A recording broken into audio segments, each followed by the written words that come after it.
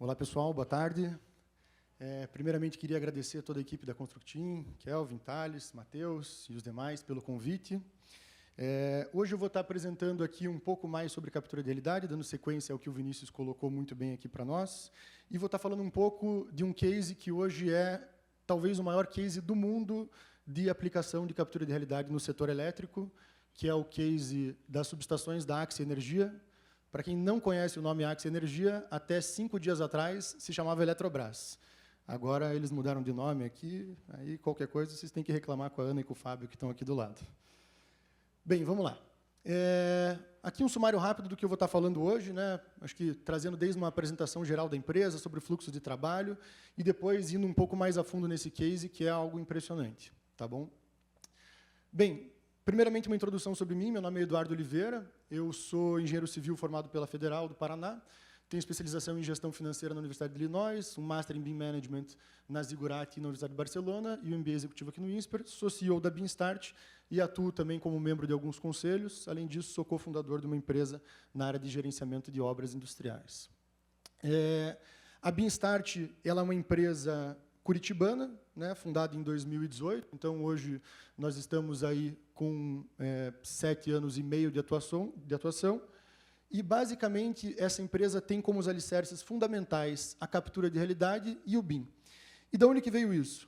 Eu sou engenheiro civil, eu trabalhei aí com diversos projetos, e conversando com outras 2 pessoas, eu percebi que toda vez que a gente ia desenvolver o projeto e precisava contratar um serviço que tinha como objetivo descrever o meio físico no qual os nossos projetos estavam inseridos, isso costumava ter 3 grandes problemas. Primeiro, esses serviços custavam muito caro. Segundo, que eles demoravam muito tempo para ficar prontos. E terceiro, e pior de tudo, que depois de esperar um tempão e pagar caro, vinha um negócio meia-boca que não atendia a nossa expectativa. E aí a gente começou a pesquisar mundo afora como que isso estava sendo resolvido, e a gente acabou dando de cara com esses 2 conceitos. A captura de realidade como uso de sensores diversos para você digitalizar o meio físico e trazer qualquer informação que tenha no meio para dentro do computador, e o BIM como uma maneira de você pegar essas informações, juntar com diversos outros tipos de informações, sejam elas paramétricas, documentais e por aí vai, e trazer isso tudo dentro de um ambiente digital unificado para o cliente final. Hoje, a BIMstart atua com diversos clientes de diferentes setores, né? Sendo esses setores, aí, principalmente hoje eu coloco águas e energia, que corresponde aí, a mais da metade dos nossos projetos, mas também indústria, mineração, saneamento, arquitetura e restauro e por aí vai. E falando especificamente do setor elétrico, com atuação aí nas 3 principais áreas, geração, transmissão e distribuição, além de algumas outras coisas que aparecem e são testadas de vez em quando. Bem, eu não vou entrar tanto nos detalhes de cada tipo de equipamento, diferença de móvel e fixo, mas, basicamente, o fluxo, independente do equipamento que você vai utilizar, ele se inicia com uma captura de dados em campo. Nessa captura, você vai escolher, como o Vinícius muito bem colocou, os equipamentos que sejam mais adequados para a precisão e para o uso que você está buscando. Então, se você precisar de uma precisão maior, uma densidade maior de informações, você vai acabar seguindo para o estático. Se você precisar de uma área grande, em pouco tempo, e não tiver necessidade de uma precisão tão grande, você vai acabar seguindo para o móvel. E até usar outras tecnologias complementares que eu vou mostrar depois. Uma vez finalizada essa etapa de campo, a gente vai para a etapa de processamento, tratamento e limpeza das nuvens de pontos, classificação das nuvens de pontos, ou seja, tudo que você fez com essa nuvem, você vai editar e tratar para ela representar da melhor maneira possível aquilo que você quer entender. E, por fim, você vai levar essa nuvem para um software de modelagem, sendo o Revit, como o Vinícius colocou, ou diversos outros, para você transformar esses pontos, porque uma nuvem de pontos, ela, como o nome diz, não é nada mais nada menos do que isso, esses pontos em objetos. Então, aqui a gente tem um conjunto motobomba, que na verdade era um conjunto de pontos, que aí é transformado nesse objeto, e por fim, todos aqueles dados são convertidos em valor estratégico, porque eu posso inserir nesse objeto diversos tipos de informação, além de informações puramente geométricas. Eu posso inserir quem foi o fabricante, qual o modelo, quando foi comprado, quanto custou, qual a potência e qualquer outro tipo de parâmetro que seja necessário. Bem, isso tudo está diretamente alinhado com o conceito de gêmeos digitais. Hoje, todo mundo fala de indústria 4.0, de gêmeos digitais, mas é muito diferente eu pegar um ativo que já está lá no campo há 30, 40 anos e falar, a partir de amanhã essa indústria vai ser uma indústria 4.0, do que eu pegar um projeto Greenfield e projetar ele do zero para ser uma indústria 4.0. E, nesse caso, para essa transição, existe um primeiro passo fundamental, que é a digitalização. Seja a digitalização física do ambiente, né, pelo meio do uso da captura de realidade, mas também a digitalização dos processos, da informação, dos documentos e por aí vai. E tudo se inicia com a nuvem de pontos. Bem, não vou me delongar muito nisso, mas a nuvem de pontos ela é um conjunto de medições 3D dentro do mesmo sistema de coordenadas, onde você pode medir, né, extrair volumes e diversas outras coisas. E aqui a gente tem um exemplo de nuvem de pontos de uma subestação. Isso é a subestação de Foz do Iguaçu, ela é a maior subestação da América Latina, são mais de 1 milhão de metros quadrados de pátio de equipamentos. Aqui foi recortado um pedaço, né, depois eu vou mostrar um pouco mais. E a gente vai dar um pouco de ênfase aqui no conversor do HVDC, né, que é um conversor de alta tensão, que basicamente a função dele é receber a energia que Itaipu leva para o Paraguai e o Paraguai vende de volta para o Brasil. Então, basicamente, essa energia que volta para o Brasil passa por essa subestação, passa por esses equipamentos e traz toda essa energia por uma linha que vai chegar aqui em Ibiúna, do lado de São Paulo. Então, esse é um equipamento fundamental hoje na matriz elétrica brasileira. Bem, dentro do fluxo da Axia Energia, né, também conhecido como Eletrobras, foram definidos esses 4 equipamentos fundamentais para os levantamentos. Então, são utilizados laser scanners da série RTZ 360 da Leica. Esse equipamento ele tem uma precisão nominal de 1 milímetro na posição 3D do ponto a 10 metros de distância, e ele coleta 2 milhões de pontos por segundo. A Beamstart ela fez uma série de análises comparativas, e, para equipamento estático, esse é o que nós preferimos hoje, porque ele traz a melhor relação entre produtividade e precisão. Além disso, esse equipamento ele tem um sistema chamado VIS, que é o Visual Inertial System, que basicamente ele adianta em mais ou menos 50% o tempo de registro, o tempo de processamento dessas nuvens de pontos. No entanto, essa informação ela precisa ser georreferenciada, com o uso de GNSS RTK, e o GNSS, por si só, dentro de uma subestação, por ser um local de alta tensão que tem interferência eletromagnética, se faz necessário também o uso de uma estação total robótica para validar todos esses pontos e para transportar coordenadas para diversos outros pontos dentro do ativo. Então, isso tudo é feito para você garantir a precisão, porque não adianta nada você comprar um equipamento super caro e super bom e não ter toda uma rede de segurança, toda uma redundância na precisão das suas medições. Também são utilizados drones da série Matriz 350, da DJI, equipados com sensor L2, né, um sensor LiDAR aerotransportado, e uma câmera P1 para aerofotogrametria. Esse é o conjunto de equipamentos utilizado hoje nesse projeto que eu vou mostrar daqui a pouco.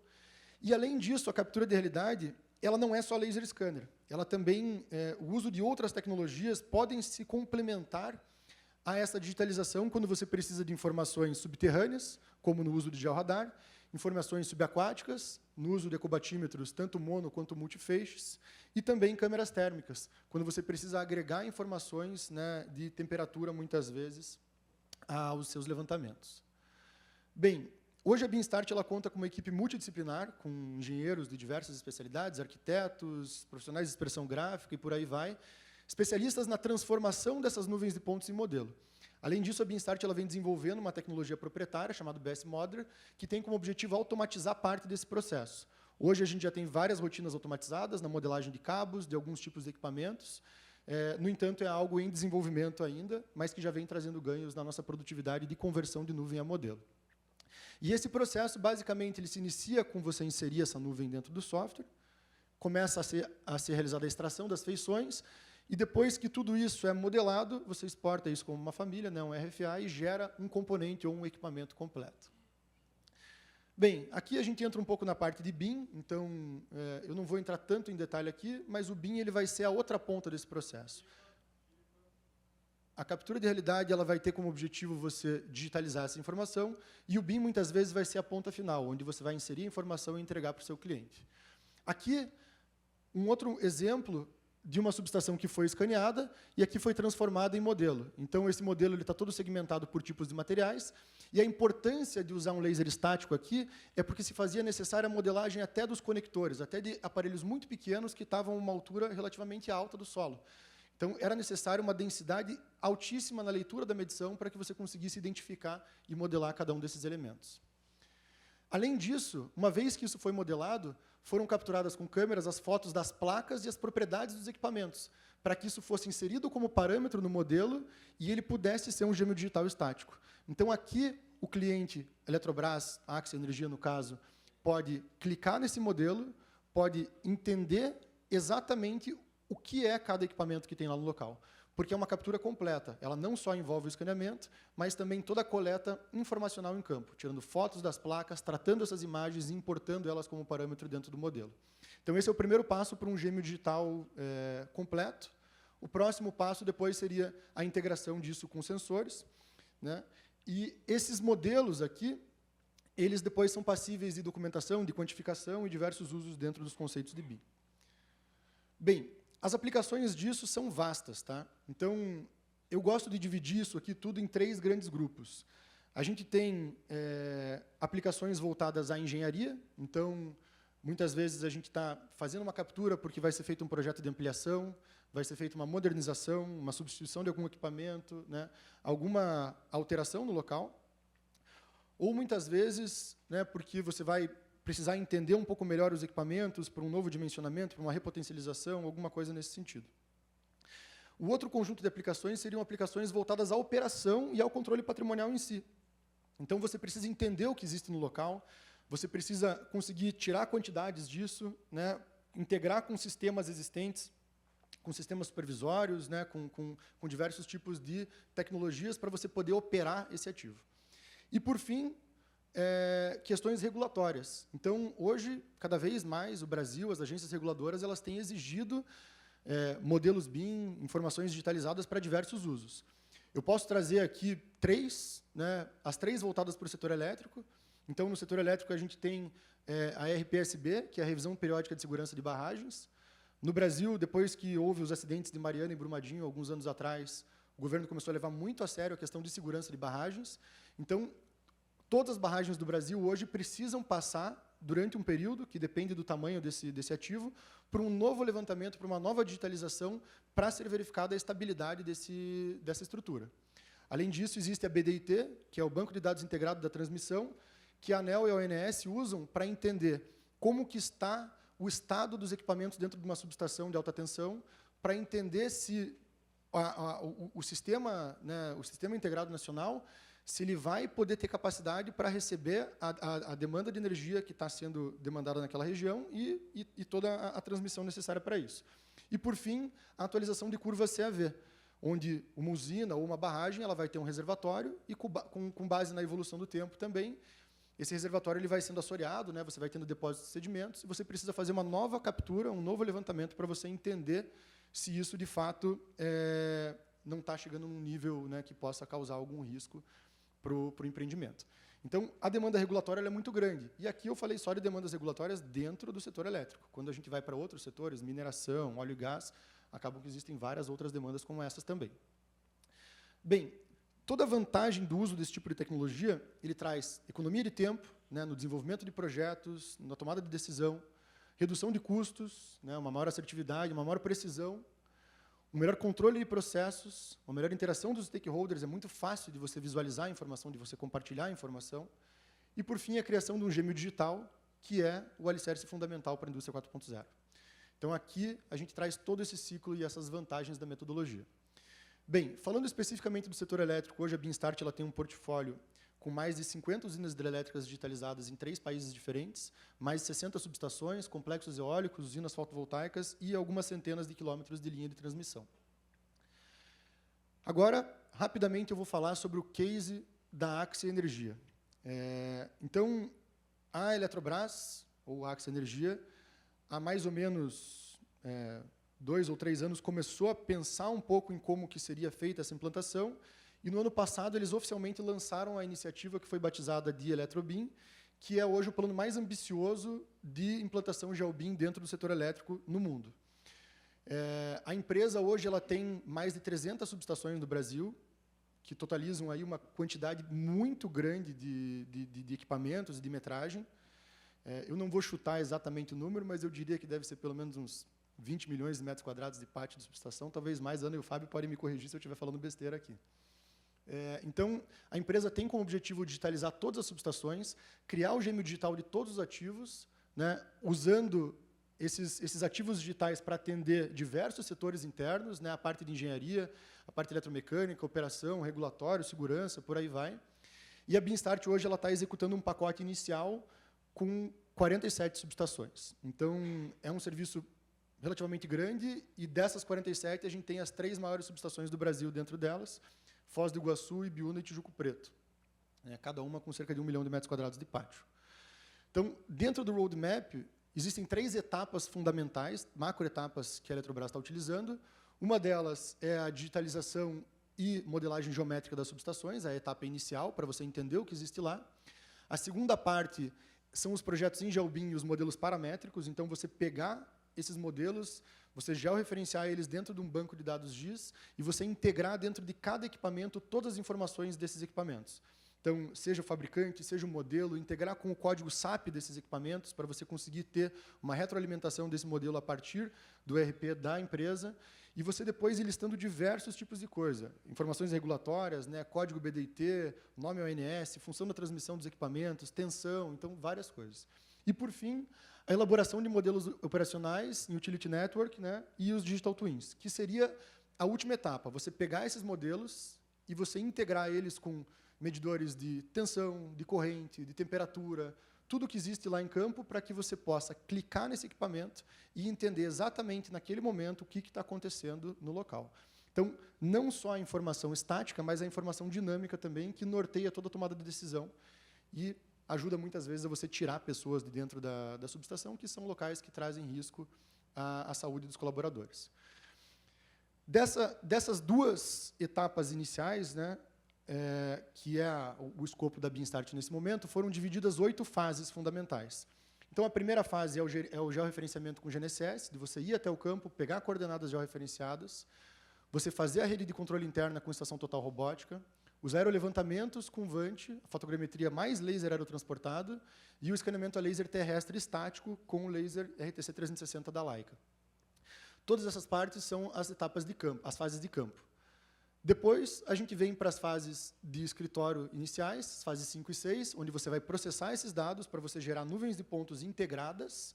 Então, são extraídas a melhor parte de cada uma dessas nuvens, a parte de fotogrametria para ver os locais onde o laser terrestre não acessa, a parte de laser aerotransportado para verificar cabos ou até mesmo penetrar vegetações, né, em locais onde você tem uma vegetação um pouco maior, e o laser scanner para toda a parte de equipamentos de pátio, integrando também com as imagens 360.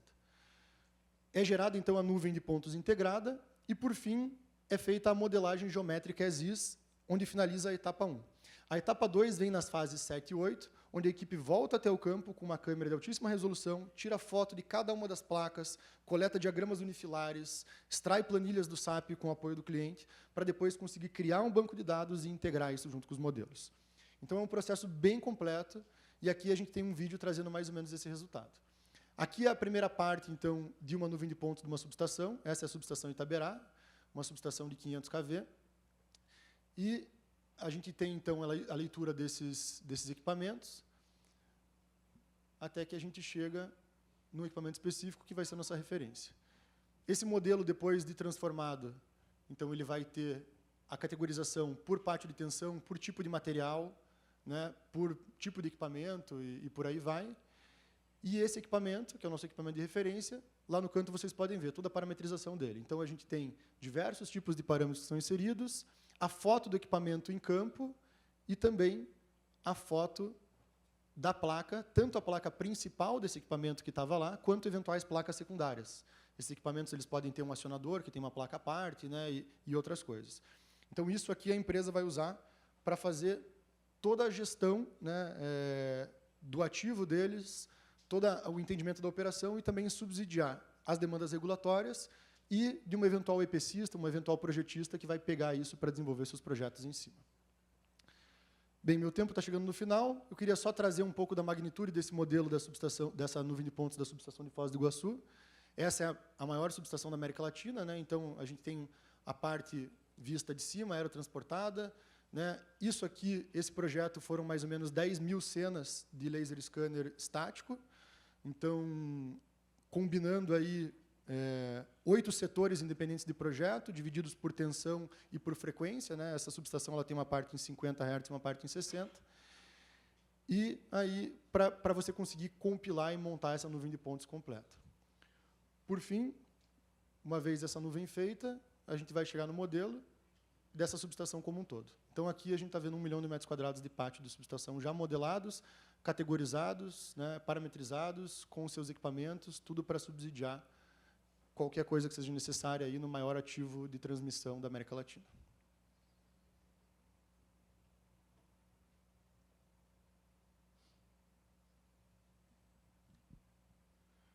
E uma atenção especial que, dentro disso, foi modelado cada conector, cada objeto, cada linha, todas essas linhas já com o software OBS Modeler para extração automática de modelos a partir de nuvem de pontos, classificados aí dentro da categoria deles.